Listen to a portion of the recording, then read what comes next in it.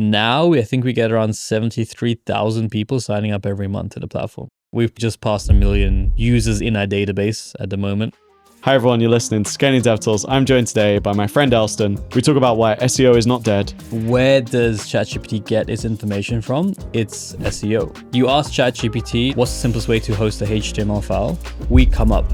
We talk about how Elston was able to scale Tiiny to 500,000 ARR while being completely bootstrapped. I thought people wouldn't take you seriously because you haven't raised anything. It was surprising how well they respected bootstrappers. Yeah, it's cool to see the ecosystem changing a lot. And we talk about why mentoring and community matter so much. It doesn't have to be an alone journey. You don't have to be like sitting there behind your laptop watching everyone on Twitter. Like, speak to these people, connect with these people. Yeah, I've never met community around the world as valuable. It's the center of like just bootstrapping in indie in the world. I'm a big fan of the phrase, if you want to go fast, go alone. But if you want to, go far, go together.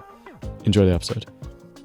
So you're back, and this time you're using your real name. First time you came on, you were under an alias of Phil. I was. But now I'm back full time, and great to be in your new studio, which I've never been to in Kennington. Very cozy. Yeah, but we're friends, and so we hang out a lot. Are. And so I got kind of the inside story, so I wanted to hear you back. And also, the first thing I wanted to ask you is like, you're probably the guy I know who's like the SEO expert among our friends. Yeah. And I had Kyle on recently from Depot, very cool guy, and he was making a very strong claim that SEO is dead. So I wanted to put that to you. Controversial. It's like when people said email is dead. I mean, email is definitely still not dead, and so is SEO is not dead. I think it's transitioning for sure, but it's we're in a bubble, especially in the tech world. We think like everyone's using ChatGPT to find everything now, but like until my mum starts using ChatGPT to find our answers, she's barely using Google now. So there's definitely some steps that need to be done. SEO is not dead. And if you want to make the argument that SEO is dead because everyone uses ChatGPT, where does ChatGPT get its information from? It's SEO.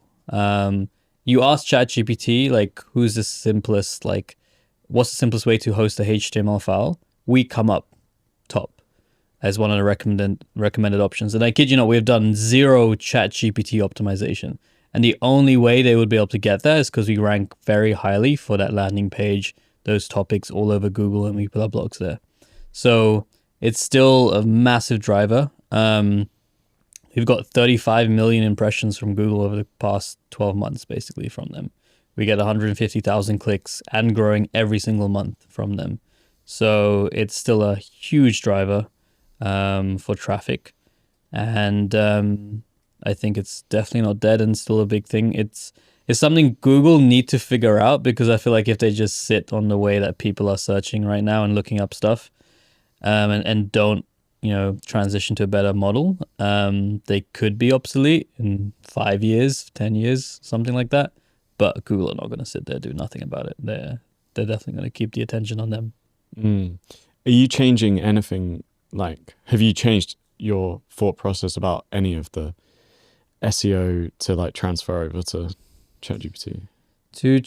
No, honestly, we haven't. We're just still really focusing on SEO. I think the industry hasn't really also figured out what like chatbot optimization is, or whatever you want to call it. I think there's a lot of speculation on things like that, but we haven't optimized or changed anything, to be honest. I mean, we've tried to focus on specific channels a bit more. Like we've got a ChatGPT app now, and things like that. But we're honestly just still doubling down on SEO. There's so many opportunities. It's still a growing place for things. And I think, the more work we put into SEO, it's going to transition to all the bots out there. And so not really focusing on any change right now. Okay. Yeah, I think that's a question a lot of people have right now. And the kind of final thing from Kyle's point, I think if Kyle, like channeling my Kyle, if Kyle was here, I think he might say like, okay, yes, it makes sense that, SEO works for like, we think like someone's like how to host PDF, but then if it's like, gets like very specific, like dev stuff, that might be different. Yeah, SEO is not like the silver kind of bullet for everything. Any marketing channel, maybe besides ads, is not applicable for every business. So I think you really need to be specific about like and honest about like, is SEO good enough for what I'm trying to do? Are the volumes there? So like an easy thing is just doing keyword research, and seeing how many opportunities there are for the obvious things like upload PDF, share HTML, and that kind of stuff. Certain industries, like there's tons of people searching for stuff around them. Certain industries, there aren't. And actually, I mean, the only interesting thing we're doing that's different for the AI world now is we're actually targeting AI specific keywords. And so there's a lot of new like words that are very easy to rank for, like, I don't know, support AI, or like, I don't know, host AI, or building apps with AI, because there's not a lot of good content for that. And so you can target those kind of keywords at the moment. But you have to be honest, and it's not a perfect distribution channel for everybody. A lot of businesses it wouldn't be useful for, but some businesses are. It's usually very good for tools, maybe productivity tools, but you have to figure out like, is the volume there? Because there's no point like investing in it. It's not a lightweight distribution channel. You're investing about at least 3 to 6 months of time and constant attention to that channel before you see results. And if you've put all that time in and you get maybe like 100 visitors a month from it, you're better off finding something else. But it can still be very, very useful for certain apps, depending on what you're trying to build.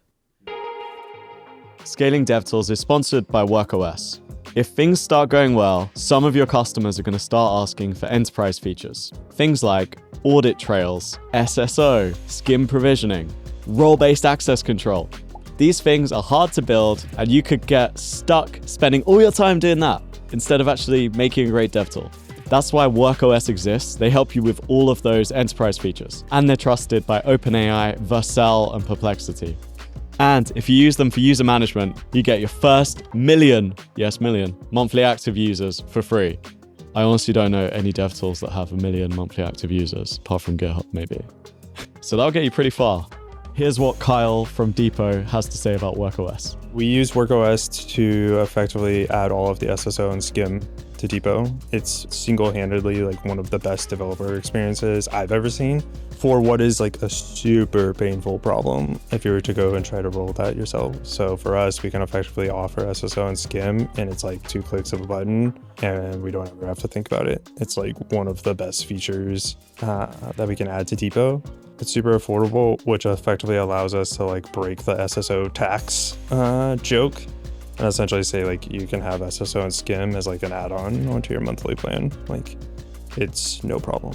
So it really allows smaller startups to essentially offer like that enterprise feature without a huge engineering investment behind it. Like, it's literally, we can just use a tool behind the scenes and our life is exponentially easier. If you were working with a dev tool that was just getting started and they were like, Elston, can you mentor us? What should we do over this like next 3 to 6 months? For SEO or just marketing in general? I guess I'd be curious to say of like when you think SEO, like if they should focus on SEO. I think at the beginning you should really just see if SEO is a valid option or not. So literally just day one, buy a Hrefs subscription, go to it, start putting like keywords related to your business, or look at competitors and see what they're ranking for, and just see if there's traffic opportunities, or you could hire like someone to try to create keywords for you. And from that, like literally in a few hours, you'll know whether there's potential or not. What means there's potential? You need to have search volume in the thousands, and the higher the better, right? So like you want maybe 5, 10, 20, 30, 40,000 people searching a month just in the US for that to be useful, like minimum, and the top keywords there. And effectively, when you do SEO, you want to go for you want to make sure those words are there, but if those big words are there, that means there's a lot of smaller opportunity words that trickle down, which are probably in the low thousands, and then you can actually, those are accessible because the keyword difficulty is pretty low for that. But then if you found like terms which are only like, 1-2 thousand, that's super applicable, then chances are, well, you're not going to rank for those, but the chances are the ones you are going to rank for are probably going to be in the low tens or hundreds, and maybe it's not going to make a lot of sense. So you want to be super honest about that. Does it make a difference if like your volume is lower, but like the value of what you're selling is quite high? I don't think SEO is the ideal distribution channel if that's like the business model. Like we do YouTube as well, and YouTube is way higher converting with lower volume for us. Really? SEO is pretty much like a spray all, and then you'll get like a low conversion around that. It's like it's a volume game. That's what SEO is. I mean, there are maybe specific keywords and specific industries that people are searching for and they come up. But then I wouldn't say that's your main distribution channel. Like I'd say that's something that's just like augmenting what you have, and you're probably better off by using that same term and running cold emails or ads around that kind of thing. But I guess another thing you can check is the CPC. So Ahrefs and other tools, they tell you, how much advertisers are paying per click on that. And so if someone's paying like $10-15 a click on that, that's super high. And so it means that obviously other people are getting business from that. And if it's obviously related to your app, then that makes sense. But then just run Google AdWords on it, right? That's there as well. So I think SEO is definitely, you want it to be a volume game. Like everyone is doing it on a volume level. Programmatic SEO is like the next level out there. It's hard to treat it as a quality rather than quantity kind of distribution channel. Yeah. How does your like YouTube content compare to like the like written stuff you do? It's very overlapping, really. Like the topics we create, we actually cross-reference to see if Google featured those videos. And so a lot of tutorials, and Google now in the, I don't know, 4th or 5th position will have a series of videos featured for that keyword. And so we'll basically just try to create better videos for that. Yeah. And so we get a lot of traffic from Google because of the videos. And so that's really it. We look at what people are searching on YouTube, create better videos for that, look at people searching on Google. But we kind of follow like it's a well-known strategy for like content creation. You got the lightweight, easy kind of ways to create content, and then the other end you've got the most difficult ways to create content. And so at the easy end is like a tweet, right? So you put a tweet out there and you say something useful to some people, right? And if that catches on, you say, okay, people seem to be interested in that, so maybe then you write a blog post about it, right? And then from that blog post you turn it into a video. So you use the blog post as some kind of script based. The video is higher production, high effort. And then from that video, you take and you cut shorts out of it, and then you post those shorts on different platforms like Instagram, TikTok, etc. So from like one tweet, you've got several different pieces of like marketing material, and you just make that like piece of content go very, very far. And so we do follow that, not the tweet level essentially, but we'd do a blog post about a topic that we seem that's useful. If that's working well, we turn it into a video, then hopefully try to cut shorts out of it, and follow that process. So it's very intertwined in a way. Didn't realize that until like more recently. And interestingly, like some of the stuff on YouTube takes as long to rank as SEO does. We created a video that I just discovered like last week that basically shows you how to use, I think it's Vercel or Netlify, how to deploy on Vercel or Netlify.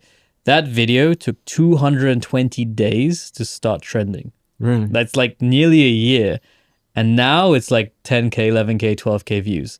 But for 220 days, it had 800 views. And now it's like, really? Yeah, and now it's just skyrocketing. Yeah. And it's weird, and it's probably Google's like algorithm trying like picking stuff up a bit later and starting to feature us in search, and that's why it's trending. And YouTube is owned by Google, so there's probably shared, algorithm strategies. But it's really interesting stuff. So YouTube is kind of like another fire and forget thing that we're treating it. It's a similar thing. Like with SEO, you create a landing page, you tell Google to index it, and then you kind of just forget about it, and you do many of those because the hope is in a few months or in a month they'll start ranking, and then you see what's actually working. And with YouTube, it's similar. So you just, you need to have like a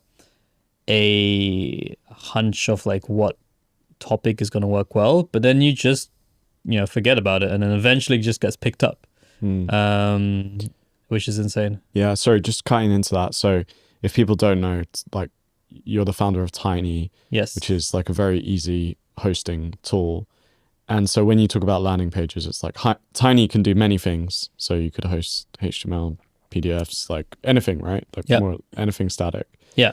So that you have like your main landing page, I guess, where like you can show that you can do it all, and then you have all these other pages that are like very specific. Like, I guess like you had people how to host a menu, how to yeah, exactly. So we followed like what's called a jobs to be done framework, and we pretty much market when people need to achieve a task, right? So if you want to upload a PDF, we create a landing page for that. We're number one. If you want to host HTML, you create a landing page for that. We're like, top 3 for that as well. We've kind of ended up doing what I've coined now, like just-in-time marketing, where like we are there exactly when you need us, but you are pretty useless if you don't need us. And so it's like some people I explain the product to, they're like, but why do I need you? Like what's useful about you? And then some people who had the problem before were like, this is amazing. Like this is perfect. Like I understand it. And so we've tried, running ads about like uploading PDFs and that kind of stuff, but no one's on Instagram and TikTok scrolling and seeing like an upload PDF ad and thinking, I'm going to click on that and upload my PDF right now. But someone who wants to upload a PDF are going to go to Google, type in upload PDF, see us, click it, upload it, and then boom, they're in our system. So that's the way we kind of focused. And we've just kind of verticalized our platform and just having tons of different use cases. So we have good or bad in the sense we have tons of different ICPs, but effectively the technology is a static web hosting tool, but a web hosting tool, a static web hosting tool can mean a lot of things to a lot of different people. We also don't market ourselves as a static web hosting tool. We are just, the simplest way to share your work online. And now we support 80 different file formats from like video to images to documents, but primarily it was HTML, PDFs, and zips. You drag and drop any of those, and you get a link that you could share with the world in literally 10 seconds. And we were just simpler than anybody out there. GitHub, Vercel, Netlify, Google Drive, everybody. Yeah. I having used it, I can attest to that. Yeah, you're a customer. Yeah. Very, very simple. And then for like landing pages, if someone wanted to do that, so if there was like, let's say, that's going to be a hard one to pull out of my head. What's a dev tool that we could say, like feature flagging? There's lots of like feature flagging tools. So you might have like experiments that were like designed for like A/B testing. You might have like a very specific landing page for that, and then a very specific landing page for like turning on features and stuff like that. Right? Yeah, exactly. Or if you're like, I don't know, an auth provider, you'd basically have a landing page for Google Auth integration, Microsoft integration, GitHub integration, Yahoo integration, SSO integration. So, I mean, every platform and app can be sliced vertically in many different ways and has specific use cases. And you want to create as much content around that as possible, as much custom journeys as possible, because people, want a personalized journey. They want to know that that tool is for them and that use case as much as possible. And it's a very common standard to do that. Okay, very cool. And the other thing is that we spoke a little bit about this last time, but you're completely non-VC funded. You have like completely bootstrapped. Yeah. You started off with building Tiiny while you had a job, and kind of that was probably why you had the alias at the time. Yes. And it's all through SEO, and now you have like a little team making very good revenue. Could you talk us a bit about the journey of how that's been? Yeah, it's been a while. Definitely been a roller coaster, but an amazing journey for sure. I think yes, when I started it, it was like when we first actually launched it, it was supposed to be a dev tool. So it was like a very basic landing page. You couldn't scroll, and it just said simple static web hosting, basically simple static web hosting. And we modeled it very heavily around WeTransfer. So I think WeTransfer meets like S3 basically. Um, and effectively, if you drop something in, it took about like 10 minutes to like actually go live. And I remember like putting it on Reddit and saying, hey, look, I made this. And the first feedback was like, this is great, but 10 minutes is too slow. And so the first major change I made was figure out how do we technically make it quicker. And now it's like 5 seconds effectively. But then what really happened is I was trying to push that position through as simple static web hosting, and people kept on comparing us to GitHub pages of Vercel or Netlify. It's kind of like the Dropbox Hacker News kind of comment out there, right? Yeah, you could do this. Like, why do you need this? You just spend 2 hours doing this, this, and this, and this, and then you have a free S3 bucket tier, whatever, and you have everything set up.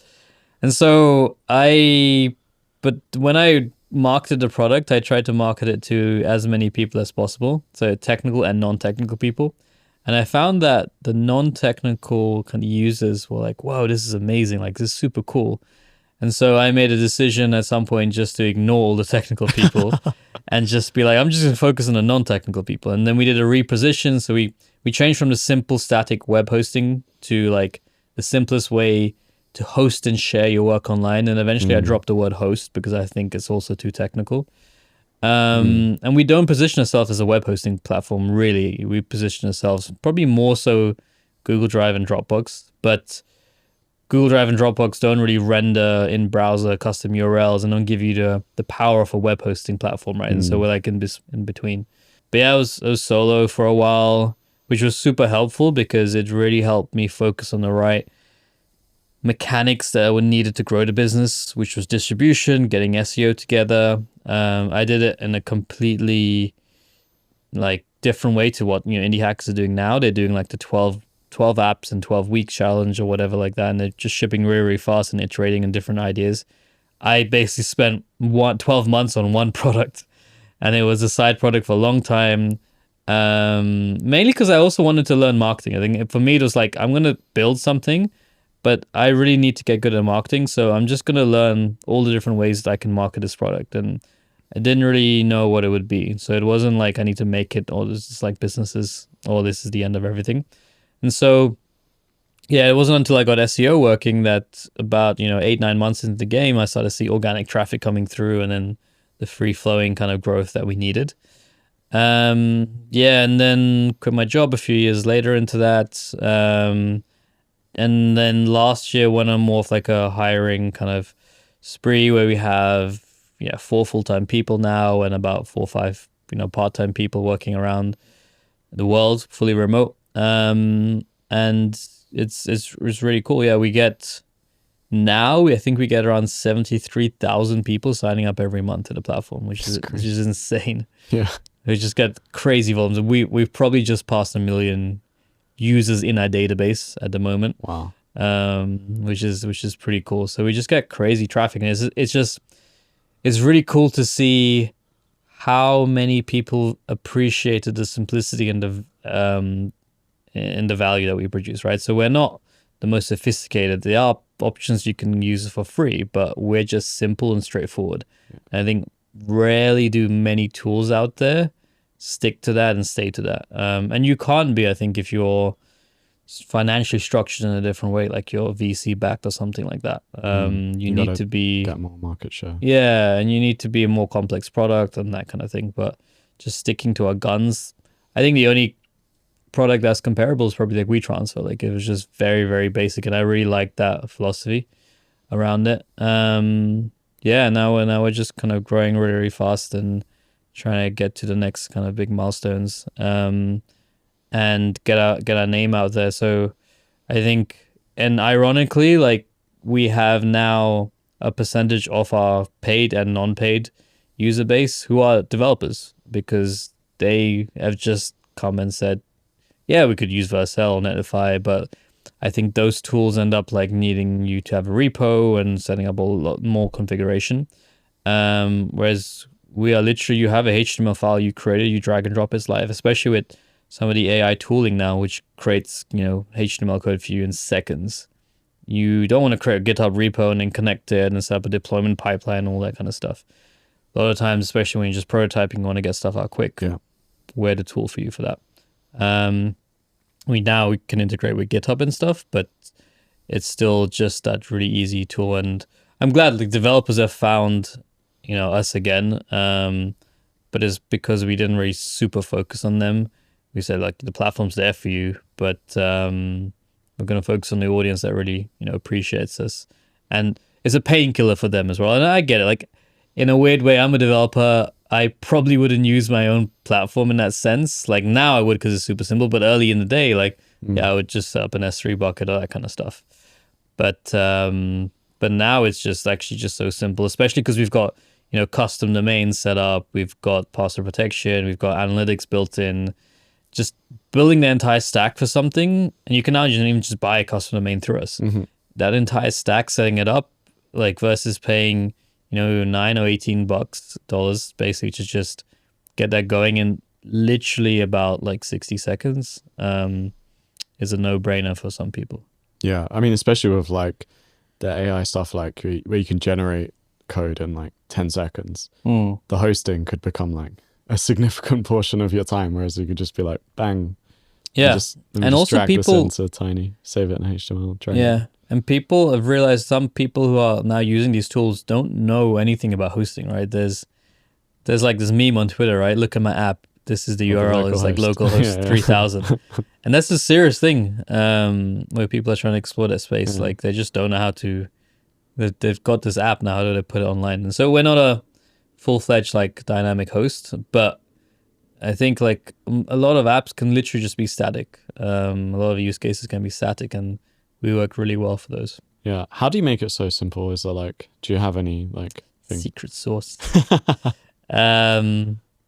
No, I think honestly it's a lot of just product design and intentional product design. Like we've said no to a lot more than yes, and I think it's not, it's this a difficult thing. So like underlying and tool based, like we're an S3, wrapper and layer, right? And we've got routing and stuff set up, but we've created a very simple UI on top, and so we abstract a lot of things, right? And so like one thing we've intentionally done is whatever you throw at us on the back end, we should be able to handle it, right?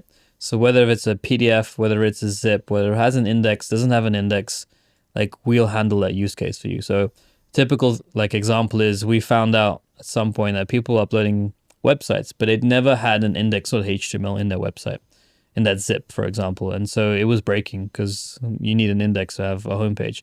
And so if it was just one HTML file, we just assumed that it was the index and we just renamed it to the index and we hosted it. If there were multiple HTML files and also nested in different levels, we'd return back an array of HTML files and say, pick one. Like, we need you to pick one. And so just those different use cases are super appreciated. Like, people just like, it works. Like, that's it. So simple things like that. By the way, can I just interrupt here and say, because I used to run this startup called Code at Uni, where we would do coding classes at universities for like business school students. It was like we'd teach HTML and CSS, and the hosting was always actually the thing where things went wrong.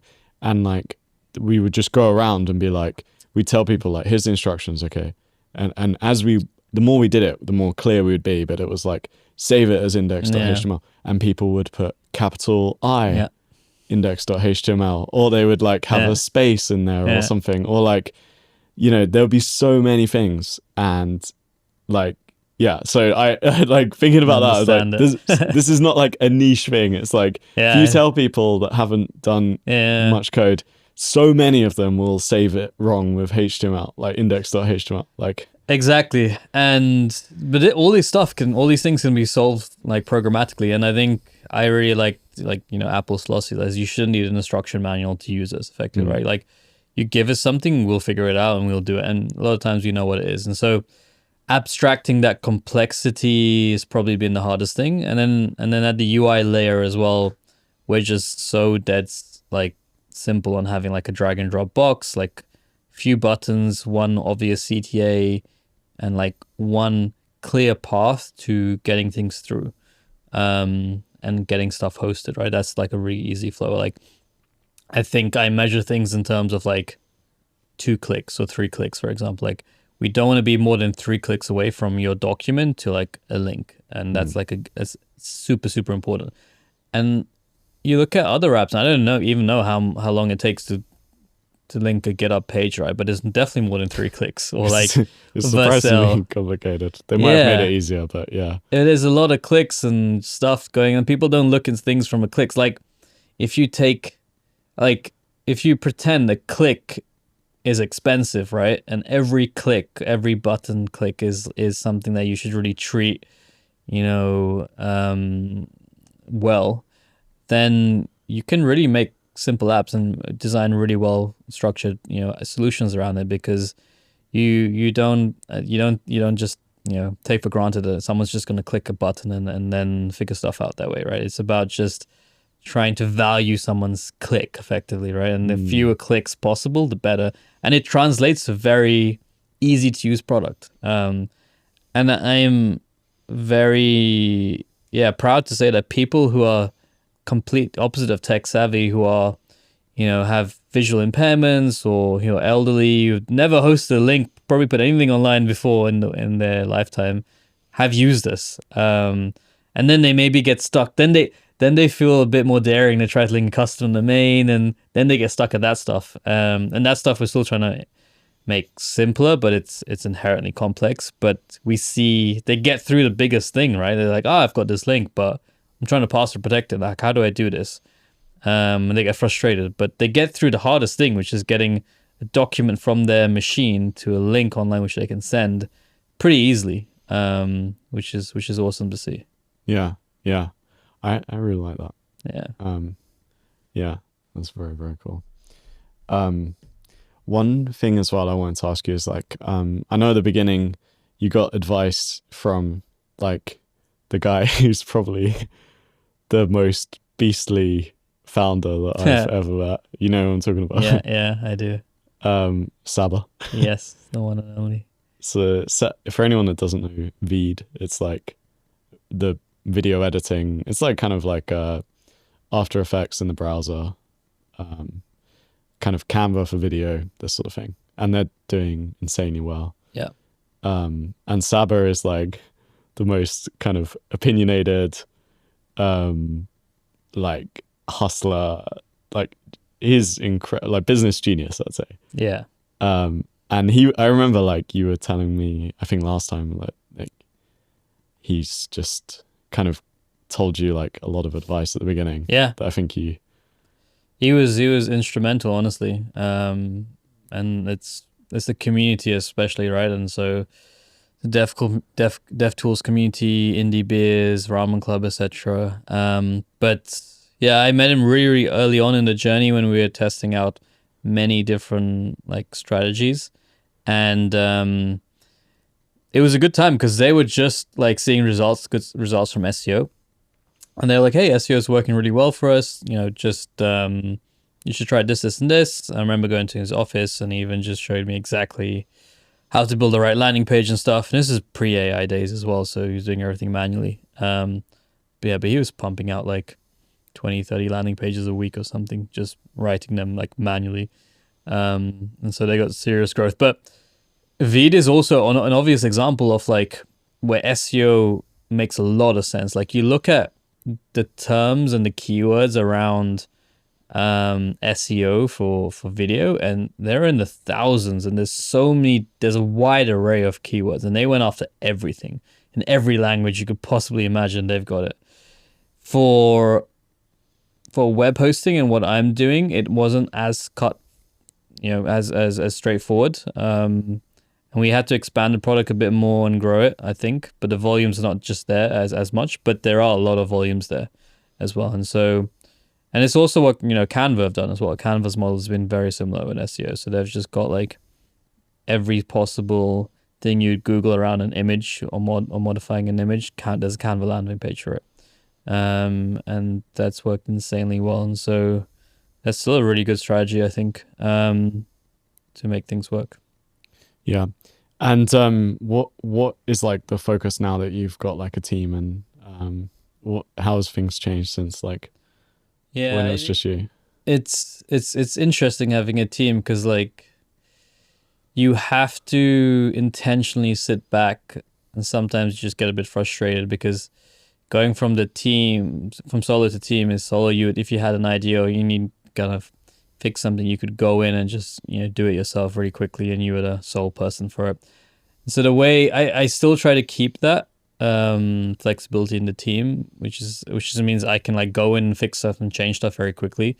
But the team just helped to work on like longer term initiatives that would take a lot more time, development time, and so it helps to on parallel develop different kind of things. So like one person just working on GitHub integration, one person's maybe looking at like an Outlook integration, one person's looking at like LLM integration options, and it allows us to make just longer term bets and build like bigger features.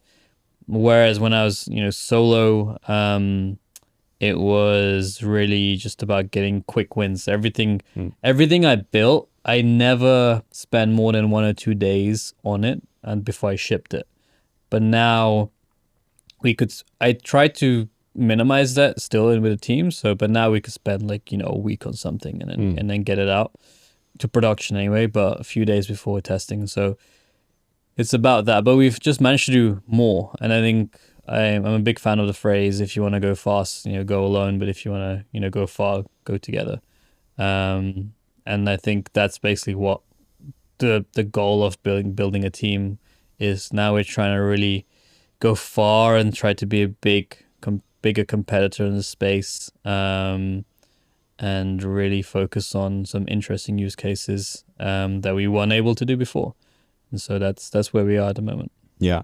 And you were talking about like simplicity. So what kind of features are you building now? Yeah, like one of the biggest things we did last year was just going from 3 file types to 80. So now we've just horizontally expanded the platform. We do need to do like marketing around that a bit more, but like we now allow like photographers to basically upload multiple different formats now, and we render it in the browser, right? So we've got conversion pipelines. So you upload a doc file or PPT or raw image, we convert it to a web readable format. So with the raw image already there as well. So cool. That allows us to just be this hosting platform for anything. Yeah. And that's basically what my vision was for a while. And it's just basically like being the simplest way to put anything online. Yeah. We did a little bit of PHP, although that's very weird space because it attracts a lot of spam and just malicious actors. So yeah, but it's been popular. There is still not an easy like drag and drop PHP tool out there. We'd like to get a bit more into Node, Next, and maybe Python and stuff like that. But yeah, we're just expanding on that case. And then, I mean, from a business perspective, we're trying to probably dial in and focus on customers that have, longer LTVs, churn less, probably again value us a bit more. Because the platform was pretty much built from a like quick hosting, temporary hosting kind of use case, and that's okay. But it means that we have high churn, but as long as we bring in new customers, we still grow, and we are. But we want to maybe have a more longer term sustainable product, right? And so figuring out how do we make the product more sticky for people, right? Convince people to use us not just for a month or to temporarily host something in the interim, like be a solid contender in your workflow, in your pipeline or whatever, to be there. And so that's what we're kind of working on now. So how can you do that? How do you think you can? That's about really more product, kind of just repositioning the product a bit more. So a really easy example is a lot of people use us to put portfolio stuff online, right? And so it could be, if you're designing, you have a design portfolio, like work you've produced. If you're a developer, you could have an app you put out there, right? And I think if we focus on some features around portfolio hosting, for example, it makes a lot more sense to not use it just for a month, right? Because you want to have that place online where you can just put your proudest stuff there and keep there for a little longer, as opposed to just putting it for a month and testing it out. And so those are some longer use cases. There's some really interesting use cases in sales as well. Like you can now toggle on email capture in seconds, basically. So you upload either your website or a PDF, and then you need to enter your email That's cool. and double verify that to get access to it. And so it's super useful for people creating assets that want to generate leads and that kind of thing. So things like that. I think it's more of a marketing angle than it is a tech angle, honestly. Like there's a few features we need to do there, but it's more just getting into the right channels again. And also I think from a product perspective, one of the hardest problems we have is we have so many features, useful features, but because we keep the UI so simple, a lot of stuff is hidden. Yeah. And so we're trying to figure out like how do we surface this in the right way to know that it's going to be useful for somebody, right? And that's like a really difficult but interesting thing as well, especially with our constraints, right? Well, like we could just put everything on the page for you, but then we wouldn't be simple. Your eyes would be caught in different directions. People wouldn't know where to click. And that's where I think a lot of products end up going, and it just becomes complex, not because they wanted to be complex. They started off simple, but then they added all these features and stuff. And now you've got you had one tab and now you've got 4 or 5 different tabs and then all these banners and things coming in. And so we want to keep the 80% path flow the same, but then also be able to tell you about this, and this as well.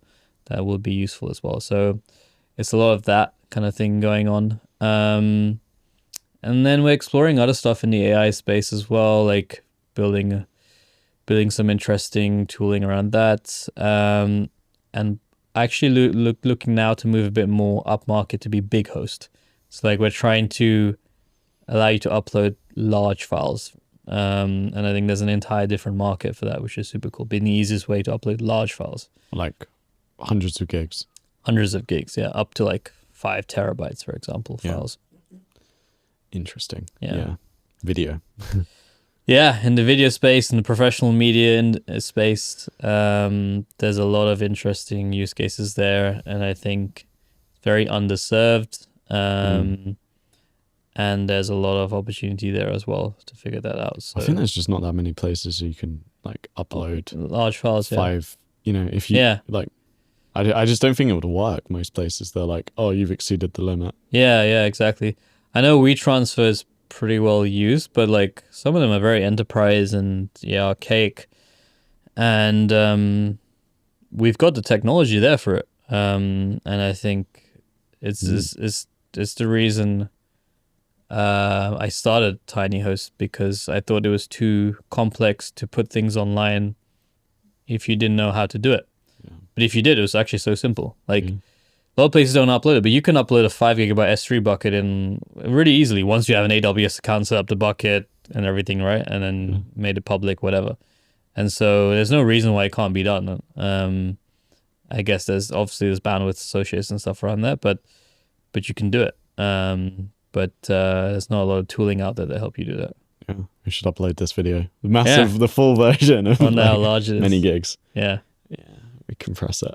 Okay, if you had one piece of advice for a DevTools founder listening from all the things that you've learned over the years with Tiiny, what would you say? Oh, there's a lot. But I think honestly the most valuable is try to find the mentors just ahead of you. I think you can learn so much from that, and people don't really kind of say that a lot. I was fortunate to find it in the community, someone who taught me SEO, and it was at the right time.